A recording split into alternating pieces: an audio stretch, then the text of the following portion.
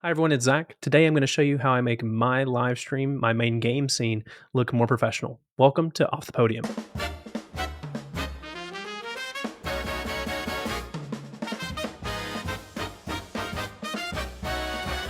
right, everybody. First of all, the live streaming tool that I use to get all my widgets and make my stream look like it does right now is I use Meld Studio. It is a very easy to use, streamer friendly software that not only can make your stream look really good, but it can help you multi stream basically seamlessly whenever you do your setup. And it is incredibly powerful. And I highly recommend, especially if you're a newer streamer, to give Meld Studio a try.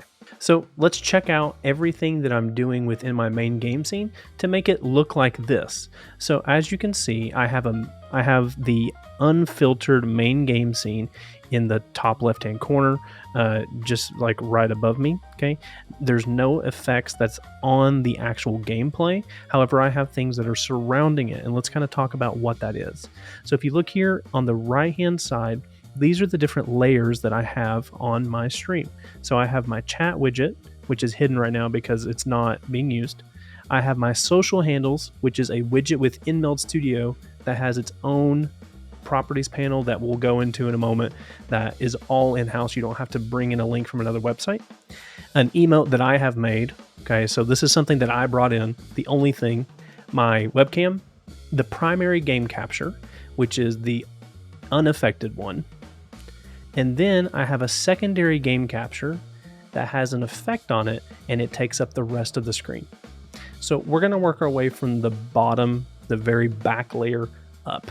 So this is probably the one that you're going to be wanting to figure out the most on how I do it. So I have an identical game capture screen on the very bottom layer. And so we're going to click on it right here, and you're going to see the inspector panel pop up. So I haven't adjusted anything here, except what I've done is in Meld Studio, there's different effects and different presets. So I'm going to go over to effects real quick, and there is Gaussian blur. You can click the plus button, you can find it here, you click on it, and it'll pop up. So I'm going to click on this adjustment icon. I'm going to bring up the blurriness. So here, I'll bring it all the way down to 0. And you can see it's basically just a replica of my game source. I just blurred it, and it is live and it works just like the other game capture that's on top of it. However, it just makes it look more atmospheric on the back, and it gives it a nice background without it being just a black background. This also gives you space on your live stream to have your gameplay not being covered up by like an element. So like my gameplay is not completely covered up by my webcam. It's only about half of my webcam is on the actual game screen. My chat can be on the side. It really is up to you how much you want to cover it, but this is how I do mine. Next up, I have my original game capture. So this is the one that has 2 effects, but there's nothing on the screen itself that is affected. Like I don't have any color correction on it right now or anything like that. But these are the 2 effects that I use. I have a glow style and a drop shadow. So you'll notice the glow, the white glow that's around it, that's the glow style that I'm using right now. And we can go in here and we can look. I have it all white. I'm doing an outer glow because there's some options here that you can change. You can make it center or inner glow. I don't recommend that. It looks kind of weird. So I'm going to do an outer glow. I've upped the size. I've reduced the opacity to 0.4, and my choke is at 0. Next up is the drop shadow that I've done. About 135 degrees. I've increased the distance a little bit. I've increased the softness. The opacity is at 64%, and it's a black drop shadow. So you'll see it's a bunch of little effects make a big difference. So if I was to take off the glow effect and the drop shadow, this is what I'm left with. It looks very flat, and it doesn't look nearly as good, especially when I add the drop shadow and the glow. So like I said, it makes a big difference when you have these effects going. Next thing, I have my cam link. And I'll talk about something in a moment that's kind of applied to all of these sources. But so I've increased my brightness and contrast by just a tiny bit on my camera. And then the other one is I did the same drop shadow. Here's something really cool that you can do. So let's say that I really like how I've set up my drop shadow. and I have another source that I want to apply it to. I can right click on my drop shadow, copy it, and then I can go to any source and click paste effects, and it automatically does that for me without me having to adjust it again. Next up, my little emote that I have here, I've done only a glow, which is the same glow style that I did with my main game capture screen. It's almost identical. Next up is this really cool one. This is the social handles widget. So if I wanted to start it from the very beginning, I would go click on the plus button at the top here, go to widget, and then these are all the built-in widgets that Meld Studio offers, and you can click on the social handles here. But since I already have mine done, we're going to click on the one I've already done, and then let's start at the top. So you can transform it to whatever size you want. You can pick between the normal icons, which are colored, or you can do monochrome, which changes it into a specific color. So I've done mine all white. The mode, you can either do static, carousel, or cycling, which I like to do the cycling. I think it looks the most professional. You can change if you decide you want to do carousel direction, you can make it either go left or right, or up or down. Depending on how your stream is set up, you can do whatever you want, obviously. And then the cycle duration is every 5 seconds I've set up mine to change.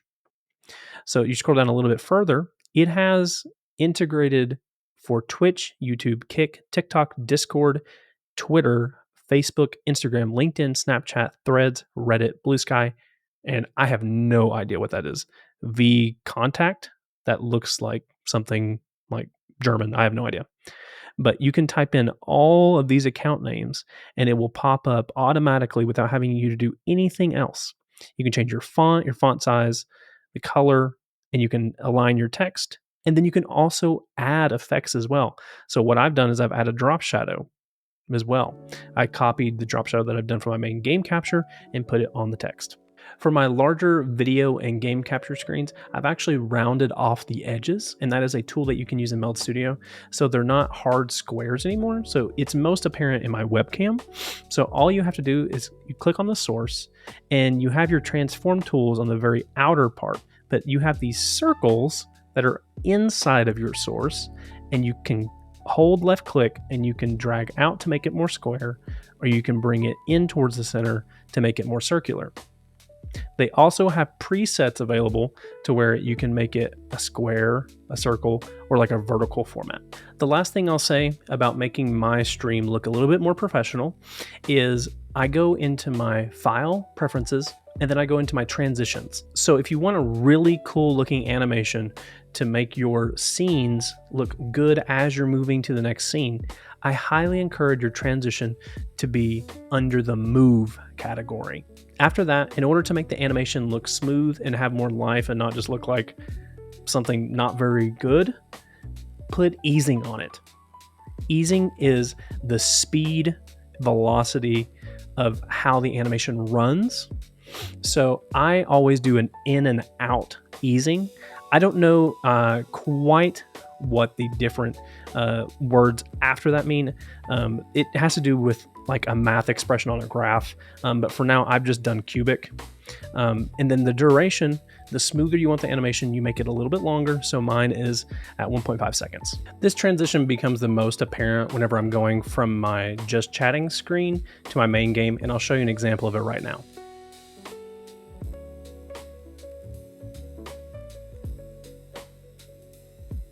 So I think that looks really good. I'm really happy with how the stream looks right now.